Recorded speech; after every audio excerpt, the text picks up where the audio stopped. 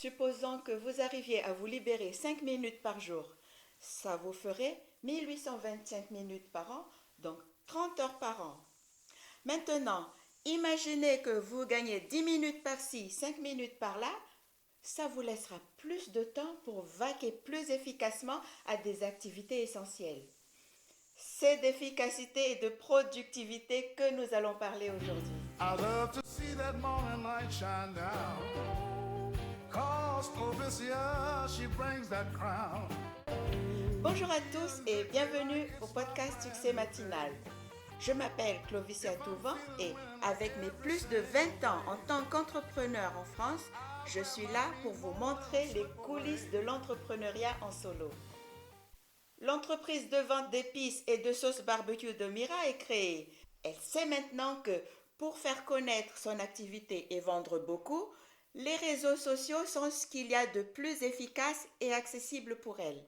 Cependant, notre nouvelle chef d'entreprise a vite réalisé que produire des contenus, les publier et gérer les médias sociaux, c'est une activité chronophage.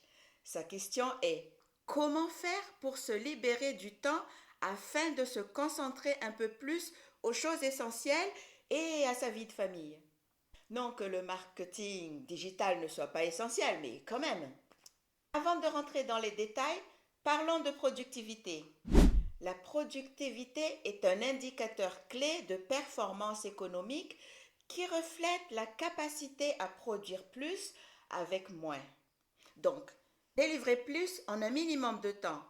En gros, la productivité peut être vue comme une efficacité avec laquelle votre entreprise transforme les ressources en produits ou services grâce à vos méthodes de travail. Plus précisément, elle se définit généralement comme le rapport entre la quantité de production et la quantité de ressources utilisées pour cette production. Donc, pour répondre à Mira sur la possibilité de se libérer du temps et ne pas être systématiquement sur les réseaux sociaux, la solution facile est d'embaucher un community manager pour s'occuper de cette partie comme je vous en ai parlé dans l'épisode précédent. Mais qui dit embaucher dit payer. Et lorsqu'on commence petit comme Mira et que les ventes n'ont pas encore décollé, c'est une solution peu envisageable pour l'instant. Mais alors, que faire pour gagner en productivité sans avoir à passer tout notre temps sur les réseaux sociaux? Puisqu'il ne faut pas négliger le marketing digital pour toucher gratuitement de nouveaux clients, il faut avoir recours à l'automatisation. En effet, il est urgent d'adopter des outils et applications qui facilitent certaines tâches comme les publications sur les réseaux sociaux par exemple. En ce moment, toutes les plateformes majeures offrent la possibilité de programmer des publications, que ce soit sur LinkedIn, YouTube, Pinterest, Facebook, X, etc. Il suffit de rentrer les images, les vidéos ou carousels, puis d'écrire le descriptif, ensuite déterminer la date et l'heure de publication et on laisse l'algorithme se charger de délivrer nos contenus selon comment on les a paramétrés. Le plus génial est qu'on peut charger sur plusieurs jours et cela jusqu'à 1 mois de contenu sur certaines plateformes. Imaginez le gain de temps. Ce dicton de Steve Jobs sur la productivité porte à réfléchir.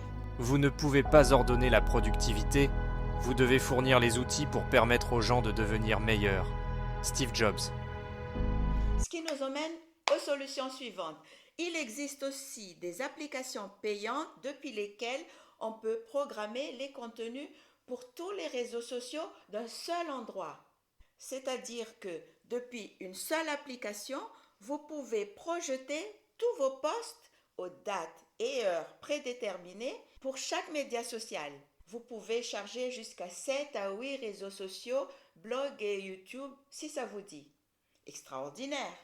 Renseignez-vous, c'est gratuit jusqu'à un certain nombre de réseaux sociaux avant que ça ne devienne payante. Il se trouve que je ne suis pas encore sponsorisée, mais cherchez sur les moteurs de recherche ou sur YouTube Metricool, Hootsuite ou encore Buffer. Ce sont des applications qui ont une version gratuite et payante. Bien que le travail sur les réseaux sociaux soit un impératif, dès le début, il faut pouvoir s'organiser pour ne pas se faire aspirer par toutes les distractions qu'il y a dessus. Parlons donc de planification et d'organisation. Attendez, je sais que l'épisode vous passionne, mais je vous interromps pour vous faire savoir que je vous ai concocté un cours en ligne complet afin de vous aider à créer un blog passionnant et qui peut vous rapporter de l'argent. Vous êtes débutant en blogging, ces 9 modules avec des exercices pratiques et des vidéos tutoriels vous faciliteront la conception de votre nouveau blog. Il y aura l'introduction au blogging, comment choisir un sujet et un public cible, la création et la configuration du blog avec notre webmaster, la rédaction d'articles de blog, la promotion et marketing de vos articles de blog, comment susciter l'engagement des lecteurs, et puis je vous donnerai aussi les outils d'analyse et d'amélioration de votre futur blog et surtout, comment monétiser votre blog. À la fin, je vous donnerai des conseils et vous pourrez profiter d'une belle communauté de personnes qui pensent comme vous, qui sont dans la même situation, et c'est sur succèsmatinal.vanza.com. Je mets le lien en dessous et je vous attends au cours. Allez, retournons à notre épisode. Il est bien beau de savoir que ces applications existent, mais pour que ces outils de programmation soient efficaces, il faut toujours s'organiser, puisque le but c'est d'être régulier sur les publications sans avoir à être tout le temps sur les réseaux sociaux. Pour cela, vous pouvez aussi utiliser un agenda ou un planificateur pour structurer votre journée. Par ailleurs, il faut bloquer des créneaux horaires spécifiques pour les tâches particulières et éviter de les interrompre. Par exemple, il faut déterminer un jour par semaine pour créer des contenus ou tout programmer, comme se donner 20 à 30 minutes par jour pour animer et commenter par exemple. N'oubliez pas que ces abonnés sont des clients potentiels, alors il faut répondre à leurs commentaires afin qu'ils se sentent plus proches de vous. Avec une bonne organisation, imaginez le temps qu'il vous reste pour vous concentrer sur la gestion courante et sur votre vie de famille. Tout ceci n'est efficace qu'avec la priorisation des tâches. En effet, il est primordial de savoir identifier les tâches les plus importantes de celles qui le sont moins. Si vous avez une liste de choses à faire pour la journée, commencez toujours par les tâches les plus difficiles ou qui vous plaisent le moins et vous verrez que le reste se fera plus aisément. C'est comme ça qu'on devient efficace sans tomber dans la déprime et l'insatisfaction. Et dès lors que l'on travaille sur les réseaux sociaux, il y a une multitude de distractions. Alors, comment les éliminer? Il est de plus en plus difficile de ne pas se laisser happer par toutes sortes de distractions, téléphone, email, réseaux sociaux, etc. Il se trouve que dès le réveil, ne serait-ce que pour regarder l'heure sur le téléphone, vous voyez des notifications et hop, vous allez voir de quoi il s'agit. Une chose en entraînant une autre, sans le savoir, vous venez de passer une heure à vous distraire. Et là, je ne parle que du matin.